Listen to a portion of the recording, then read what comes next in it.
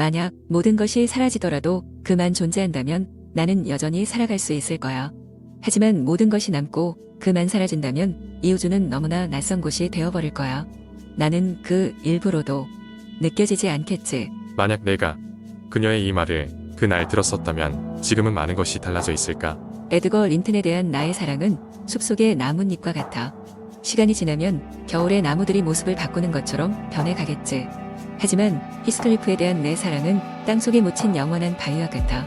겉으로는 그리 큰 기쁨을 주진 못하지만 그것 없이는 무너져 내려 존재할 수 없는 것이지. 그녀가 나를 이렇게 사랑하고 있다는 사실을 알았다면 혹시 우리가 서로를 잃지 않았을까? 내가 바로 히스클리프야. 그는 항상 늘 내 마음속에 있어. 기쁨으로서가 아니라 나의 존재 그 자체로서 말이야. 그러니 우리를 떨어뜨려 놓으려는 말은 하지 마. 그건 불가능해. 내 존재가 그녀에게 어떤 의미인지를 이해했더라면 우리는 이렇게 고통받지 않았을지도 모른다. 하지만 그날 내가 우연히 엿듣게 되었던 말은 내가 히스클리프와 결혼한다면 품위가 떨어진다는 캐서린의 말이었다. 그 말이 내 안에 억눌린 고뇌를 자극하며 복수를 결심하게 되었고 그로 인해 이 모든 비극이 시작된 것이다. 나는 기억 속에서 그 시절을 되새긴다. 초라한 거짓골로 살아가던 나를 캐서린의 아버지인 언슈경이 불쌍히 여겨 입양해주지 않았다면 아마도 지금의 나는 존재하지 않았을 것이다. 그때 나는 세상의 어둠 속에 홀로 남겨진 고아였다. 가족도 뿌리도 없이 어디에도 속하지 못한 채 방황하던 나를 언슈경이 발견해 워더링 하이츠로 데려왔고 나를 양자로 삼아 키워주었다. 언슈경의 손길은 나에게 구원이었다. 그리고 그곳에서 캐서린을 만났다. 그녀는 내 삶의 빛이었다. 우리의 영혼은 하나였고 나는 그녀에게 완전히 사로잡혔다. 우리는 함께 뛰놀며 자랐고 이 작은 시골 저택 워더링 하이츠는 우리의 사랑이 자라나는 정원이었다. 그러나 언쇼경이 돌아가신 후 나의 삶은 점차 어두워졌다. 캐서린의 오빠 힌들리 언쇼는 본인보다 나를 더 아껴주었던 아버지에 대한 원망을 담아 나를 하인처럼 대하며 학대하기 시작했다. 급기야 선천적으로 몸이 약했던 그의 부인까지 세상을 떠나자 힌들리의 생활은 더욱 엉망이 되었고 그의 무책임한 태도는 가세를 기울게 만들었다. 이러한 변화 속에서 캐서린은 점점 더 불안정한 환경에 노출되었고 나와의 관계에서도 멀어지는 듯한 느낌이 들었다. 그녀는 이전처럼 나를 찾지 않았고 점점 더 고급스러운 저택과 교양 있는 사람들에 둘러싸여 살기를 원하는 듯 행동했다. 그리고 마침내 그녀가 스러시크로스 저택에 에드거 린튼과 결혼한다는 소식을 들었을 때 나는 마치 세상이 산산이 부서지는 듯한 절망을 느꼈다. 나는 지금의 모든 상처와 슬픔을 응집시켜 그 불꽃으로 그들의 영혼을 불태우겠노라 결심하며 워더링 하이츠를 떠났다. 2해가 흐른 후 나는 폭풍의 언덕으로 돌아와 힌들리가 노름으로 망가뜨린 저택과 재산을 모두 빼앗았다. 워더링 하이츠를 완전히 차지한 나는 힌들리의 아들 헤어튼을 마치 그가 나를 대했던 것처럼 학대하며 내 분노를 되갚았다. 그러나 내 복수는 여기서 멈추지 않았다.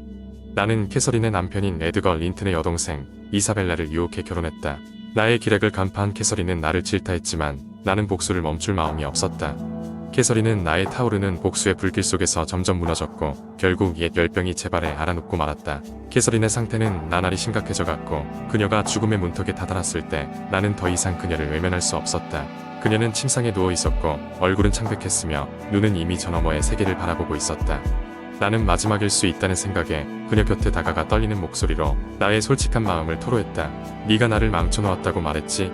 그런데 넌 왜 네 스스로를 죽였어 캐서린? 넌 누구보다 나를 사랑해왔으면서 왜 그 사랑을 저버린 거야?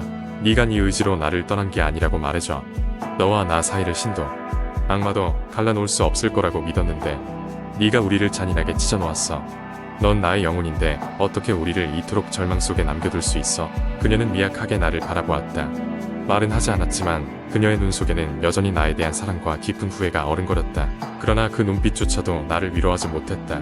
나는 그녀가 마지막 숨을 내쉬기 전까지도 그녀를 놓지 않았다. 그녀가 사라져도 나는 결코 그녀를 놓을 수 없을 것이기에 나는 절망 속에서 그녀에게 내 영혼을 바치며 애원했다. 넌 내가 널 죽였다고 했잖아. 그렇다면 날 괴롭혀. 네가 말한 대로 살해된 자들은 자신을 죽인 자들을 괴롭힌다고 하잖아. 나는 이 땅 위를 떠도는 영혼들을 믿어. 그러니 언제나 나와 함께 있어줘. 어떤 모습이든 좋아. 날 미치게 해도 상관없어. 단지 나를 이 끝없는 절망 속에 홀로 남겨두지 마. 오, 신이시여. 지금의 삶은 말로 다 할 수 없는 고통이야. 나는 너의 영혼 없이는 살 수가 없어. 그렇게 그녀가 떠나고 남겨진 에드거는 사랑했던 아내의 이름을 딸에게 물려주며 오직 캐서린만을 그리워하며 홀로 살아갔다. 한편 이사벨라는 나와의 비참한 결혼 생활에 지쳐 워더링 하이츠를 떠나 런던으로 도망쳤고 그곳에서 나의 아들 린튼을 낳았다. 고통의 시간 속에 세월은 흘러 전 부인이었던 이사벨라가 죽고 혼자 남게 된 나의 아들 린튼을 에드거가 데려갔다는 소식을 전해 들었다. 나는 에드거에게 나의 아들을 돌려달라 요청했고 린튼은 스러시 크로스에 온 지 하루 만에 내가 있는 워더링 하이츠로 와야 했다. 몇 년 후 나는 외출 중에 우연히 에드거의 딸 캐시를 마주치게 되었고 그 기회를 놓치지 않고 린튼의 이름을 미끼로 그녀를 워더링 하이츠로 유인했다. 나는 그녀를 감금했고 마침내 억지로 린튼과 결혼하게 만들었다. 나는 나의 사랑 캐서린이 나를 떠난 대가를 이렇게라도 치르게 해야 했다. 스러시 크로스의 에드거 린튼이 세상을 떠났을 때 모든 재산은 그의 딸 캐시에게로 돌아갔다. 그러나 그녀는 이미 내 아들 린튼의 아내였기에 그녀의 모든 재산은 곧 린튼에게 귀속되었다.